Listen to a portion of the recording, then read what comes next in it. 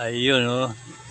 Magandang tanghaling tapat mga ka-YouTube. Ayan na nga oh. Si Lolo. Sinipag si Lolo. Kinuha niya yung mga pinaghukayan sa kanal. Naubos niya na oh. Panambak sa loob ng bakuran. Pinagtyagaan niyang buhanin no. Kanina ang dami yan. Yan na lang ang natitira, panguling hapot. Okay. Hindi nga, damig-damig nga ni Sansa no. Lolo. Parang hindi napapagod ah. Parang ang edad batang-bata pa. Yakap niya sa akin din sa yung mga Pero ang edad po niya ano na, mga 68 na po siya. 67, yan. Taka mama. Kaya pa rin. I love you. Ayan po siya, sipag talaga.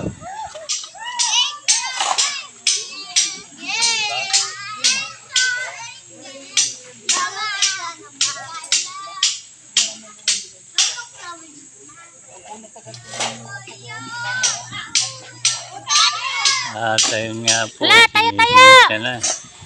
Ay, may nadapa. Nakita ka pa sa vlog ni Tito Day, nadapa. Okay lang, hindi naman ano yung bata. Hindi naman umiyak. Matapang yung bata. Si Kuya Lolo, ayan o. Tama. Inisipot niya na yung mga galing sa kanal na panambak. Kalimuhanan din yan. Okay. Patayin ko na to. Ako sa loob ng bakuran na binabahain kasi mababa yung lugar eh. Kaya alimuhanan din yung panambak. Yun, dinala niya na sa loob.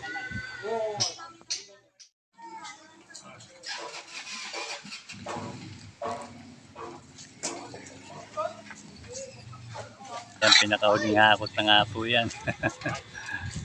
Ayan o, pag talaga ni Kuya Lolo. Ding. Hakot.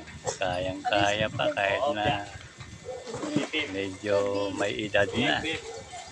Beef tabi, dadaan si Kedeng. Parahanin niyo siya. Ayan po. Gahapon tayo ng panambak. Panambak sa likod. Dami no. Oo. Kedeng Okay. lang lahat yan. Gabanda Panambak. dito. Ang ganda na nila natin. Okay, babagsak. Oh, okay. Okay. Kopya. Pas. Yun. Diba? Ayos.